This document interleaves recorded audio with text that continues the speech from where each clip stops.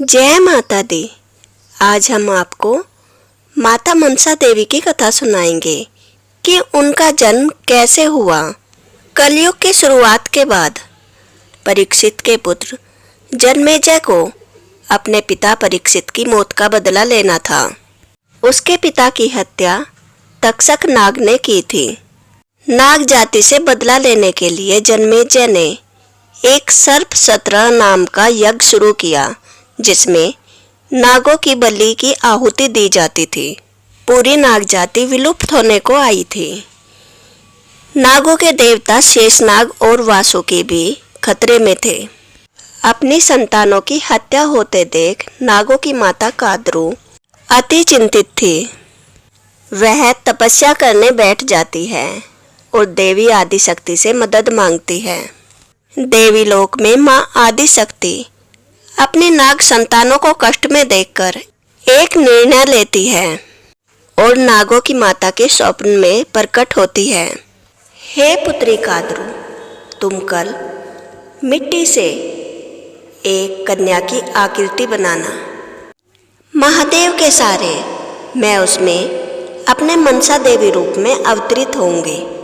अगले दिन नागमाता कादरू एक कन्या की आकृति बनाने लगती है।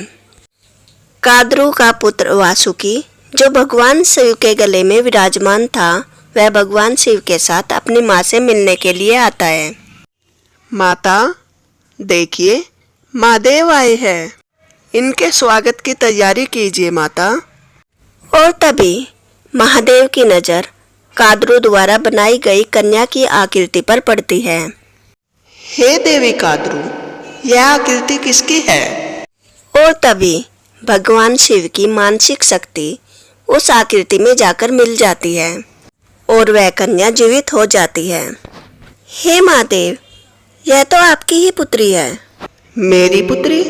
यह तो संभव नहीं है। यह मेरी पुत्री कैसे हो सकती है? प्रणाम पिताश्री, मैं आपकी ही पुत्री हूँ।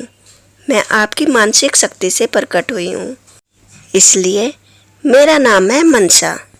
भगवान शिव को यह समझ आ जाता है कि वह उनकी ही पुत्री है। चलो पुत्री मनसा, अब तुम हमारे साथ कैलाश चलो। वहाँ मैं तुम्हें तुम्हारी माँ से भी मिलवाऊंगा। और जब भगवान शिव और देवी मनसा कैलाश पहुँचते हैं, वे मनसा से कहते हैं, पुत्री मनसा, मैं ध्यान लगाने जा रहा हूँ। आकर मैं तुम्हें तुम्हारी माँ से मिलवाऊंगा। देवी मनसा बहुत देर तक भगवान शिव का इंतजार करती रहती है, लेकिन जब काफ़ी देर तक भगवान शिव वापस नहीं आते तो वे जिज्ञासु हो जाती है। कितना सुंदर है ये पर्वत। जब तक पिताश्री वापस आते हैं तब तक यहाँ मैं टहल लेती हूँ। और टहलते टहलते देवी मनसा माँ पार्वती के भवन में पहुँच जाती है और उनकी नज़र माता पार्वती पर पड़ती है, जो शिवलिंग की पूजा कर रही थी। कितनी सुंदर देवी है ये अवश्य मेरी माँ होगी। मैं जाकर इनसे मिलती हूँ। माता, मैं आपकी पुत्री मनसा। और माँ पार्वती का ध्यान टूट जाता है। उनकी नज़र देवी मनसा पर पड़ती है और माता पार्वती की मानसिक सिद्धि से उन्हें देवी मनसा के जन्म का रहस्य पता चल जाता है। असंभव, यह कन्या तो महादेव और देवी कादरू की है। महादेव ने मुझे धोखा दिया है। उन्होंने किसी अन्य स्त्री के साथ पुत्री कैसे जनी? और माता पार्वती चंडी रूप में आ जाती है। वहीं रुक जाओ कन्या, एक कदम आगे नहीं बढ़ना चाहिए। परंतु माँ, आप ऐसा क्यों कह रही है? मैं तो आपकी ही पुत्री हूँ। मेरी पुत्री? तुम मेरी पुत्री नहीं, तुम कादरू की पुत्री हो। माता, आप तो जगदम्बा है। इस संसार में ऐसा कौन है जो आपकी संतान नहीं है? मैं भी तो आपकी ही पुत्री हुई माता। कन्या, तुम महादेव का मुझे दिए हुए धोखे का प्रतीक हो, इसलिए तुमसे मुझे कोई मोह नहीं है। लगता है माता गुस्से में आ गई है। जैसे महादेव ने उन्हें काली रूप में शांत किया था, वैसे ही मैं उनके चरणों में गिरकर उन्हें शांत कर देती हूँ। एक माता अपनी संतान को कभी नहीं ठुकराएगी। और जैसे ही देवी मनसा एक कदम आगे उठाती है, माँ पार्वती उनकी ओर अपना त्रिशूल फेंक देती है। माता पार्वती का त्रिशूल मनसा देवी की बाईं आंख पर जाकर लगता है। पिताश्री, पिताश्री, बचाइए! और तभी महादेव माँ पार्वती के भवन पहुंच जाते हैं। रुक जाओ पार्वती, वह हमारी पुत्री मनसा है। और महादेव के आशीर्वाद से मनसा देवी की बाईं आंख ठीक हो जाती है। महादेव, आप मुझे धोखा कैसे दे सकते हैं? आपने देवी कादरू के साथ यह पुत्री कैसे जनी? गौरी, तुम्हें मुझ पर विश्वास नहीं है? मैं तुम्हें कभी धोखा नहीं दूंगा। जितना मुझे आप पर विश्वास है उतना अपनी सिद्धियों पर भी है। मेरी सिद्धियां मुझे ये बता रही है ये देवी कादरू की पुत्री है। चलो मनसा, पार्वती अभी क्रोधित है, उनका मन शांत होने के लिए हमें उन्हें समय देना चाहिए। और मनसा देवी कैलाश पर ही अपना भवन स्थापित कर वहाँ पर भगवान शिव की पूजा आराधना करने लगती हैं। एक दिन माता पार्वती उनके भवन में देवी लक्ष्मी और सरस्वती के साथ पहुँचती है। मनसा, क्या मैं अंदर आ सकती हूँ पुत्री? अवश्य माता, आइए, पधारिए। प्रणाम देवी सरस्वती, प्रणाम देवी लक्ष्मी। पुत्री, उस दिन मुझे क्रोधित होने के लिए क्षमा करो। तुम्हारे साथ ऐसा व्यवहार मुझे कदापि नहीं करना चाहिए था। अरे माता, आप मुझसे क्षमा न मांगिए, आप मेरी माँ हैं। आज मैं कैलाश पर सभी देवी देवताओं को भोजन करवा रही हूँ, तुम भी अवश्य आना। नहीं माता, आज मेरा महादेव का व्रत है। पुत्री, क्या तुम मेरे प्रस्ताव को ठुकरा रही हो? जब महादेव खुद भोजन करेंगे तो तुम क्यों व्रत करोगे? माता, मैंने व्रत का प्रण लिया है, क्षमा करना, मैं उसे तोड़ नहीं सकती। पुत्री मनसा, अपनी माता की बात को ठुकराते नहीं हैं। महादेव तुम्हारे व्रत तप से ज्यादा देवी पार्वती की आज्ञा मानने से प्रसन्न होंगे। क्षमा करे देवियों, यह बात महादेव को प्रसन्न करने की नहीं परंतु मेरे प्रण की है। माता, अगर आप चाहे तो भोजन परोसने में मैं आपकी मदद कर सकती हूँ। अब तुम जैसा चाहो मनसा, मैं तुम्हें रोकूंगी नहीं। और चारों देवियाँ भोजशाला में पहुँचती हैं। त्रिदेवी के पहुँचते ही जय जयकार होने लगती है। जय देवी पार्वती, जय देवी सरस्वती, जय देवी लक्ष्मी। हे त्रिदेवियों, आपकी उपस्थिति से हम धन्य हो गए। आप ही ये त्रिशक्ति है जिसके आधार पर ये संसार चलता है। त्रिदेवियों का इतना आदर सत्कार होते देखकर देवी मनसा को ईर्ष्या होने लगती है। क्या हुआ मनसा, तुम किसी दुविधा में लग रही हो? भ्राता गणेश, इन त्रिदेवियों का लोग कितना आदर सत्कार कर रहे हैं परंतु किसी ने मेरी तो एक बार भी जय जयकार नहीं की। अरे मनसा, वे त्रिदेवी है, उनकी बराबरी कौन कर सकता है? परंतु भ्राता, आपकी भी तो जय जयकार होती है। भ्राता कार्तिकेय का भी सब कितना आदर सत्कार करते हैं, फिर मेरा क्यों नहीं? अरे मनसा, देखो ना, हम भक्तों को कुछ ना कुछ देते हैं। जैसे त्रिदेवियाँ, सरस्वती माँ सबको ज्ञान प्रदान करती है और लक्ष्मी माँ सबको धन प्रदान करती है और माता शक्ति देती है। और वैसे ही मैं विघ्न हरता हूँ, सबके विघ्न हर लेता हूँ और भ्राता कार्तिकेय तीनों लोकों की रक्षा करते हैं। पर तुम क्या करती हो? तुम्हारे पास क्या भिन्न शक्ति है? मेरे पास? हाँ, मैं विषहरी हूँ। मैं किसी का भी विष हर सकती हूँ। अब विष के भिन्न भिन्न अर्थ है। जैसे मैं सबके जीवन में से बुराई, कठिनाई और सारी परेशानियां हर लेती हूँ। परंतु मनसा, जब तक तुम कोई लीला करके लोगों को नहीं दिखाओगी कि तुम्हारे पास क्या क्या शक्तियाँ हैं, तब तक वो तुम्हारी जय जयकार क्यों करेंगे? भ्राता, आपने बात तो सही कही है। मैं भी कोई लीला करके देवी सरस्वती और देवी लक्ष्मी की तरह महान देवी बन जाऊंगी। और देवी मनसा माँ पार्वती की भोजन बनाने में मदद करने के लिए उनके पास चली जाती है। वहाँ वे देखती है कि माता पार्वती भांग का लेप बना रही थी। माता, ये लेप किस लिए है? यह लेप मेरे स्वामी के लिए है।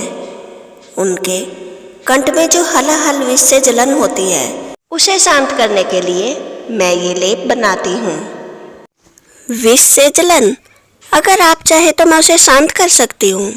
पुत्री, वह हलाहल विष है। वह सबसे भयंकर विष है। उसे कोई भी शांत नहीं कर सकता। परंतु माता, मेरे पास ये विशेष शक्ति है। मैं वह विष हर सकती हूँ। मनसा, समुद्र मंथन के दौरान जब हलाहल विष निकला था, तब सब देवताओं ने कहा था कि उसे महादेव के बगैर और कोई ग्रहण नहीं कर सकता। क्या तुम ये कहना चाहती हो तुम महादेव कितने महान हो? और माता पार्वती की बात सुने बगैर ही मनसा देवी भवन की ओर चली जाती है। पिताश्री, पिताश्री, अगर आप चाहे तो मैं आपका हलाहल विष हर सकती हूँ। मनसा, तुम ये कैसी बातें कर रही हो? वह विष बहुत ही भयंकर विष है। परंतु अशोक सुंदरी दीदी, मेरी शक्ति यही है कि मैं उस विष को हर सकती हूँ। पुत्री मनसा, अगर तुम्हें लगता है कि तुम उस विष को हर सकती हो, तो तुम एक बार प्रयास कर सकती हो। और मनसा देवी विष को हरने का प्रयास करने लगती है, परंतु हलाहल विष के प्रभाव से वह थोड़ी ही देर में बेहोश हो जाती है और भोजशाला में हाहाकार मच जाती है। भोजन की व्यवस्था को व्यर्थ जाते देखकर माता पार्वती मनसा देवी से और रुष्ट हो जाती है। और सभी देवी देवताओं के जाने के बाद माता पार्वती भगवान शिव से कहती है, स्वामी, यह आपकी पुत्री की कैसी ईर्ष्या है हमसे। उसने हमारे द्वारा किए गए आयोजन को अपना बनाने की कोशिश की। हम सभी देवी देवताओं को भोजन करवाने के लिए कितने उत्सुक थे, परंतु उसे अपनी शक्ति दिखाने में रुचि थी और मेरे द्वारा बनाया गया ये अमूल्य अन्न व्यर्थ ही गया। इस सब की जिम्मेदार केवल मनसा है। स्वामी, अब मैं ये कदापि सहन नहीं करूँगी। जब तक मनसा कैलाश से नहीं जाएगी, मैं आपसे बात नहीं करूँगी और न ही आपसे मिलूँगी। और माता पार्वती भगवान शिव से दूर अपने भवन में चली जाती है। और भगवान शिव ऐसी दुविधा में फंसकर वे निर्णय लेते हैं कि अब वे ध्यान लगाएंगे और अपनी पुत्री और पत्नी के वाद विवाद से दूर रहेंगे। और ऐसे ही दिन बीत जाते हैं। माता पार्वती ने भगवान शिव के कंठ पर कई दिनों से लेप नहीं लगाया था और हलाहल विष का प्रभाव धीरे धीरे असहनीय होने लगता है। हलाहल विष के प्रभाव से भगवान शिव के गले में अग्नि दौड़ने लगती है और उनकी त्वचा जलने लगती है, परंतु तपस्या में लीन भगवान शिव उस पर ध्यान नहीं देते। अपने पिता की यह हालत देखकर गणेश जी अपनी माता के पास दौड़े दौड़े जाते हैं। माँ, हलाहल विष के कारण पिताजी की त्वचा जल रही है। आप ही केवल उनकी पीड़ा को शांत कर सकती है। अपने क्रोध के चलते मैंने अपने स्वामी को कितनी पीड़ा में डाल दिया। मुझे तुरंत जाकर उनकी सहायता करनी होगी।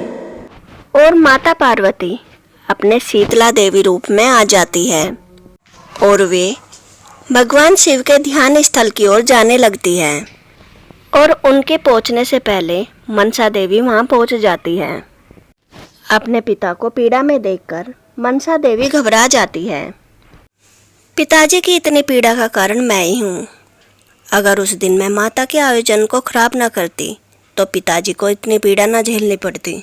और मनसा देवी फिर से भगवान शिव के विष को ग्रहण करने लगती है। हलाहल विष की पीड़ा असहनीय होते हुए भी मनसा देवी सारा का सारा हलाहल विष अपने अंदर ग्रहण कर लेती है। उनकी त्वचा नीली पड़ जाती है और भगवान शिव हमेशा हमेशा के लिए हलाहल विष की पीड़ा से मुक्त हो जाते हैं। ये देवी देवता इतना महान चमत्कार देखकर हैरान हो जाते हैं। वह हलाहल विष जिसे कोई भी ग्रहण नहीं कर सकता था, मनसा देवी ने पूरे हलाहल विष को ग्रहण करके भगवान शिव को उन्हें पीड़ा से सदैव के लिए मुक्ति दे दी। तभी माता पार्वती वहां पहुंचती है और उस दृश्य को देखती है। उनके जगह मनसा देवी को भगवान शिव की पीड़ा हरते देखकर माँ पार्वती को लगता है कि मनसा देवी उनकी जगह लेना चाहती है और क्रोध में माँ पार्वती बगलामुखी रूप में आ जाती है। अनगिनत सूर्यों के तेज वाली माता की आंखों की नज़र से माँ मनसा देवी स्तंभ पड़ जाती है। मनसा देवी का शरीर हिलना डुलना बंद हो जाता है और तभी भगवान शिव अपनी तपस्या से उठ जाते हैं। रुक जाओ पार्वती, मनसा को अपनी स्तंभना से मुक्त कर दो। स्वामी, यह कन्या मेरा स्थान लेना चाहती है, मैं ये कदापि सहन नहीं करूंगी। शांत हो जाओ पार्वती, ये तुम्हारा क्रोध सही नहीं है। अब कृपा करो और मनसा को अपनी स्तंभना से मुक्त कर दो। सिर्फ एक शर्त पर, मनसा कैलाश पर्वत पर नहीं रहेगी। जैसा तुम चाहो पार्वती, अब मनसा को अपनी स्तंभना से मुक्त कर दो। और माँ पार्वती अपनी स्तंभना शक्ति का प्रभाव मनसा के ऊपर से हटा लेती है। भगवान शिव मनसा देवी को कैलाश से दूर लेकर चले जाते हैं। पुत्री मनसा, मुझे क्षमा करना, परंतु आज के बाद तुम कैलाश पर नहीं रह सकती और ना ही मुझसे और अपने माता से मिल सकती हो। और भगवान शिव की आंखों से एक आंसू छलकता है और उससे एक पुरुष बन जाता है। पुत्री, यह है नीतो। यह अत्यंत ही बुद्धिमान है और यह तुम्हारा मंत्री बनकर तुम्हारी सहायता करेगा। प्रणाम देवी मनसा। प्रणाम नीतो। और भगवान शिव मनसा देवी और नीतो को उस पेड़ के नीचे छोड़कर अंतर ध्यान हो जाते हैं। देवी मनसा, मैं आपकी क्या सहायता कर सकता हूँ? आपकी क्या इच्छा है, बताइए। नीतो, मेरी केवल एक ही इच्छा है कि देवी सरस्वती और देवी लक्ष्मी की तरह मेरी भी पूजा हो। मैंने पूरा का पूरा हल विष ग्रहण कर लिया, फिर भी मेरी कोई पूजा आराधना नहीं करता है। मनसा देवी, आपको महादेव और पार्वती दोनों ने ही अकेला छोड़ दिया है। अब इन दोनों के अलावा एक ही देवता है जो आपकी मदद कर सकता है और वह है भगवान विष्णु। उनके श्री कृष्ण रूप में वह बहुत ही सौम्य है और उस रूप में वे हर किसी की इच्छा बहुत ही जल्दी पूरी करते हैं। गोलोक में श्री कृष्ण राधा रानी के साथ निवास करते हैं। हम वहाँ पर चलते हैं। मनसा देवी और नीतो गोलोक की यात्रा पर चल देते हैं। गोलोक में भगवान कृष्ण और राधा रानी की आरती चल रही थी। मनसा देवी भी आरती में सम्मिलित हो जाती है। राधा रानी मनसा देवी को देखकर खुश हो जाती है और उन्हें अपने पास बुलाती है। मनसा, मेरे पास आओ। कैसे आना हुआ तुम्हारा पुत्री? माता, मैं चाहती हूँ कि देवी लक्ष्मी और देवी सरस्वती की तरह मेरी भी पूजा आराधना हो। तो तुम्हारी क्या योजना है? तुम अपनी पूजा आराधना कैसे स्थापित करवाओगे?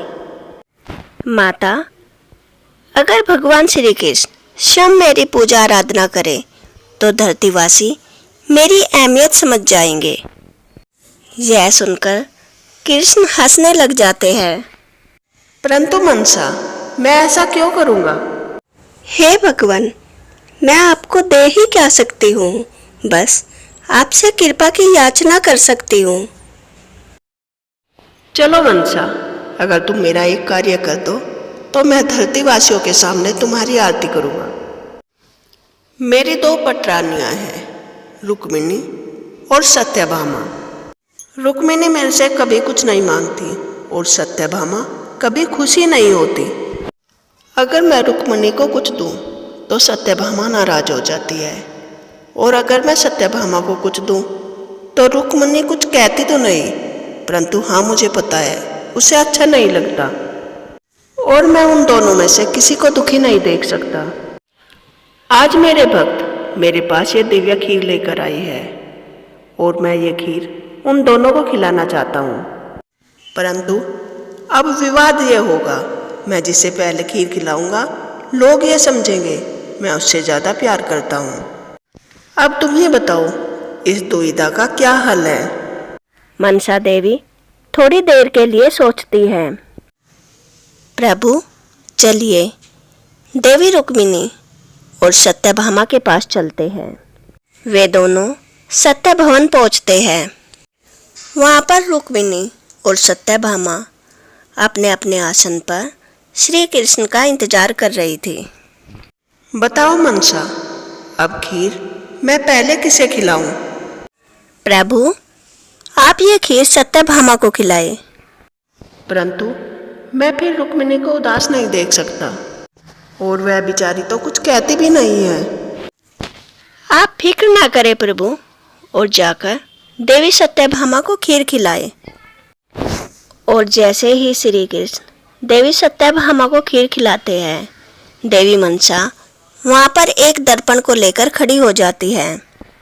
माता रुक्मिणी की नज़र दर्पण पर पड़ती है और दर्पण में भगवान श्री कृष्ण सत्यभामा की जगह रुक्मिणी को खीर खिला रहे थे।